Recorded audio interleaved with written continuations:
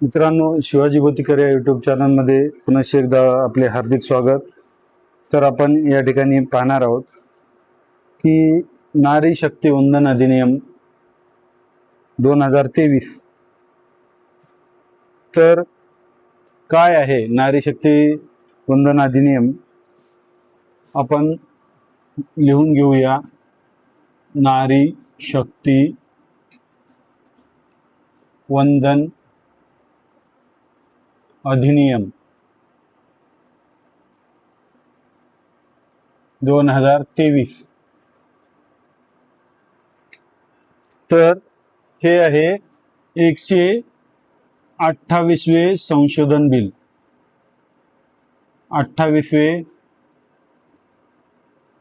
संविधान संशोधन bill.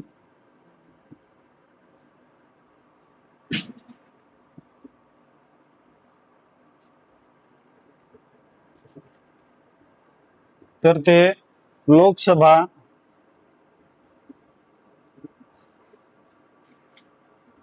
Plus Rajya Sabha या दोन्ही सभागृहांनी या ठिकाणी त्याला मंजुरी दिली आणि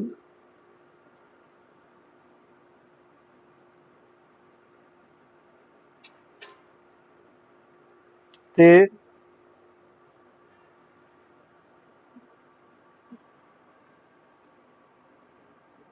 उपस्थितांच्या दोन्ही सभागृहाची मंजुरी उपस्थित सदस्यांच्या 456 पैकी 454 मते या ठिकाणी या अधिनियमाच्या पुष्ट्यामध्ये पडलेली होती आणि विरोधामध्ये 2 मतदान पडलेले होते. विरोधात 2 मते. तर काय आहे नारी शक्ती वंदन अधिनियम 2023? तर हे आहे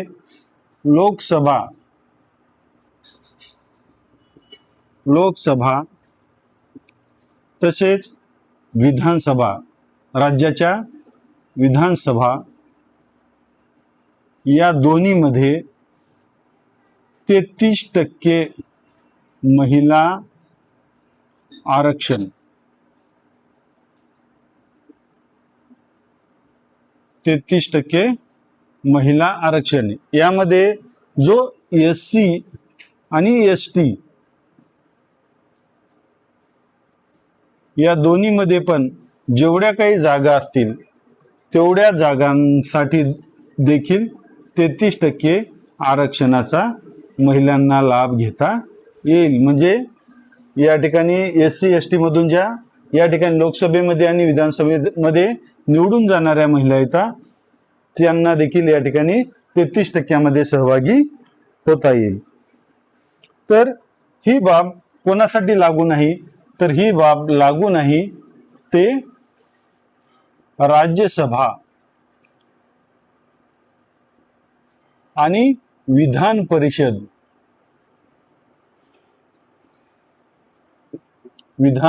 परिषद यांच्यासाठी लागू नाही.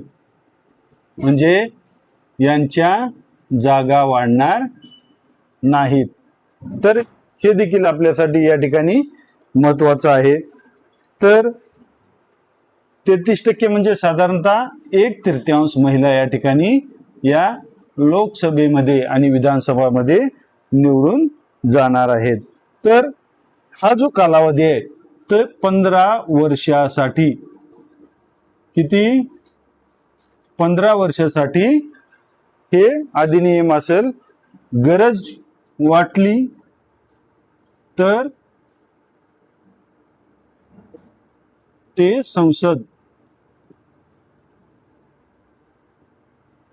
वाढवू शकते.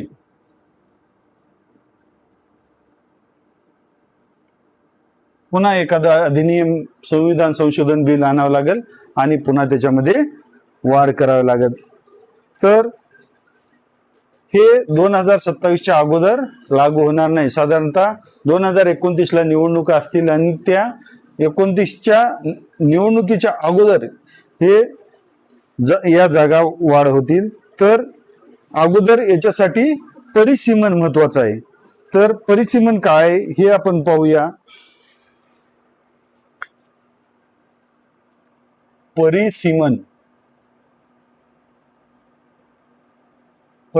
म्हणजे या ठिकाणी ज्या जागा ठरवलेल्या आहेत कोणत्या, की लोकसभेमध्ये आणि राज्यसभेमध्ये या ठिकाणी ज्या जागा पूर्वीच्या ज्या जागा आहेत त्या जागामध्ये वाढ करण्यासाठी दर काही वर्षानंतर यामध्ये जागेमध्ये वाढ होत असते. परंतु आतापर्यंत ही वाढ झालेली आहे फक्त 3 वेळा. आतापर्यंत 1, 2, 3 आणि ही असेल चौथी वेळ, 2027 ची चौथी वेळ असेल. परंतु आतापर्यंत 3 वेळा झालेला आहे वाढ. तर पहिली वाढ झालेली आहे 1951 ला.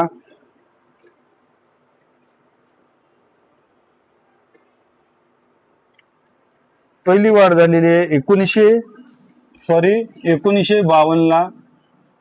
हे लोकसभेच्या जागा वाढवल्या होत्या त्यावेळेस, लोकसभेसाठी जागा वाढ. दुसरं परिसीमन झालेलं आहे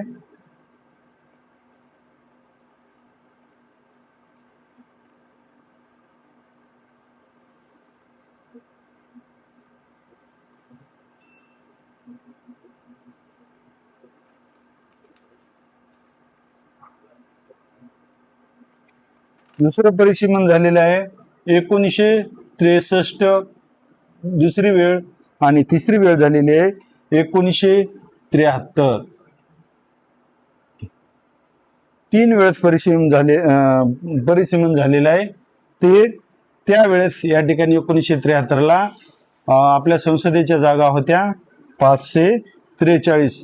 आता त्यानंतर 1976 ला हे फ्रीज केलेलं होतं जागा, की आता कधी वाढणार आहेत. तर त्या जागा 2026 ला वाढणार होत्या. किती? 2026 ला वाढ होणार होती.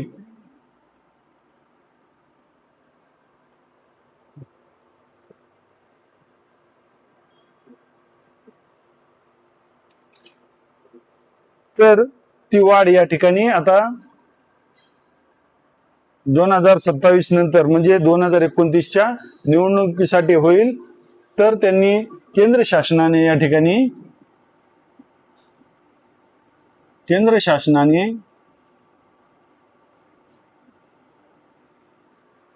प्रत्येक राज्यामध्ये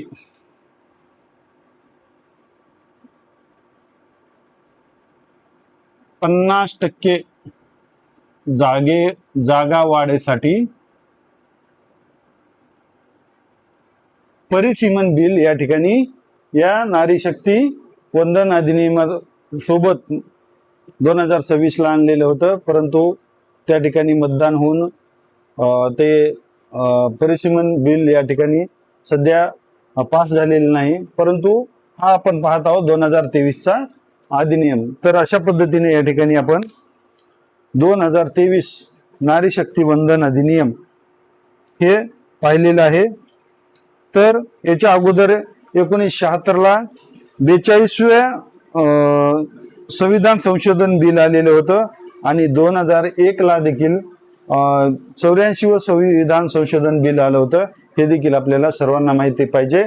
तर काय होतं हे नारी शक्ती वंदन अधिनियम 2023, आणि त्याची माहिती आपण या ठिकाणी घेतलेली आहे. पाहूया आपण पुढच्या व्हिडिओमध्ये. नवीन विषय, नवीन व्हिडिओ. धन्यवाद.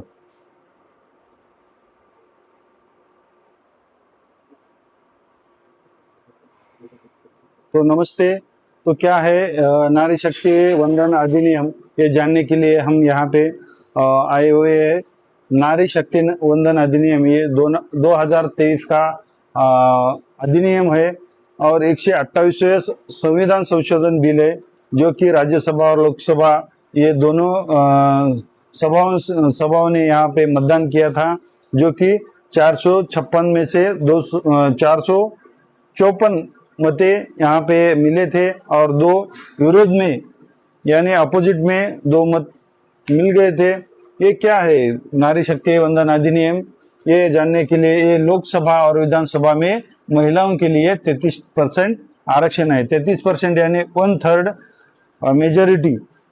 ये 15 सालों के लिए ये बनाया गया कानून है।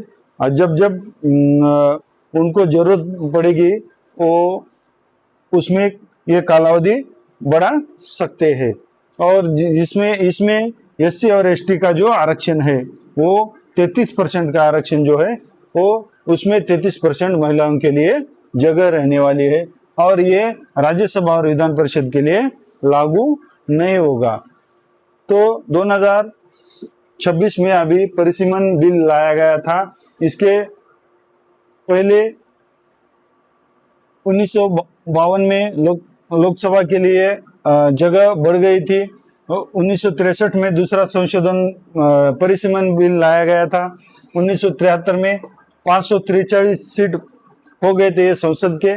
और 1976 में ये एक बिल लाया गया था जो